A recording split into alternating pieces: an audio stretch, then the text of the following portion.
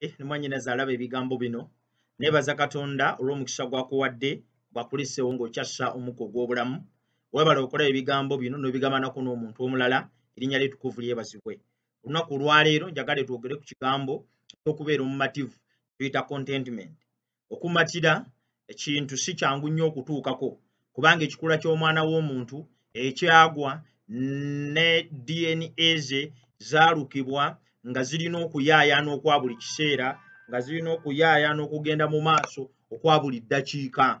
Naye okuyaayaana okugenda mu maaso si kikyamu, naye obutaba mumativu ne by'otuuseeko ate kikuleetera okululunkana okuyinza okutuusa mu kabi, mu mitawaana, n'okukuviiramu okukola ensobi nnyingi.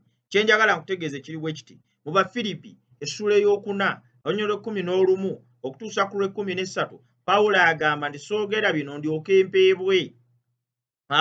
Nayiga kye kitegeeza okubeera nga sirina kintu. Nayiga kye kitegeeza okubeera nga nnina byonna. Mu buli mbeera nayiga okugibeeramu, newankubadde nga ndi muyala, newankubadde nga ndi mukkufu, okuyita mu Yesu Kristo ampa amaanyi. Muganda wange kitegeezaako okwogera mu kiseera kino. Obumativu bugenda kukola kinene nnyo eri obulamu bwo. Kkiriza nti Katonda kyakutuusizzaako mukisa. Kkiriza nti Katonda kyakutuusizzaako bugabirizi.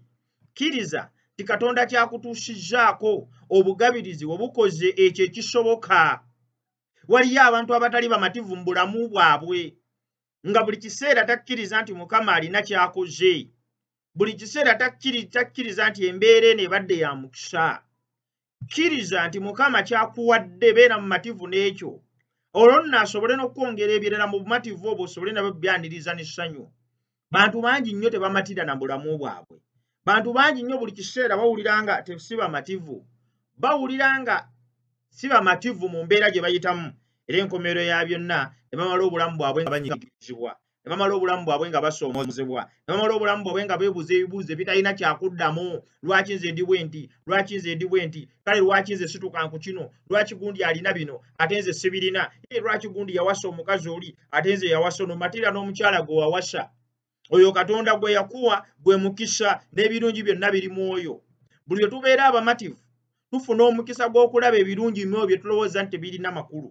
Matira n'ekyoli n'ekyofaanana. Oba olina amaaso manene, matira n'amaaso amanene. Oba olina matono, matira n'amaaso amatono. Obanga ekikula kyo oli mumpi, beera mu mativu n'ekikula kyo. Ate mu kumala okubeera mu mativu n'ekikula kijja kuyamba okulaba ebirungi ebikirimu. Buli lwogaana okumatira ofiirwa omukisa gw'okulaba ebirungi ebirimu ebyo by'olina. Buli lwogaana okubeera omumativu otambulira n'omutima oguwankawanka oluusi ne ku lw'ebyo by'otajja kufuna. Buli lwogaana okubeera omumativu contentment olw'embeera gy'oyitamu oluusi kikutuusa ne ku bulamu obuzibu ennyo era obuzitowa. Kyenva nkusaba muganda wange ne mwannyinaze ali wano, omatire n'ekyo Katonda kyakuwadde. Omatire n'ekyo Katonda kyakugabiridde. Olwo nno ebirala biryoke bijje byegatte eri obulamu bwo nga bikusanze oli mu mativu era oli mu ensobi n'ebibi n'emitawaana egisinga okukolebwa mu nsi gikolebwa abantu abalina emitima egitasiima na kwebaza Katonda ku lw'ekyo balina. So nga ate gwe mukisa omunene gwe tusinga okuba nagwo ogw'okulaga obulamu ddala Mukama atuwadde era atukoledde eby'amaanyi. Mukama akuwa omukisa ku lw'ebigambo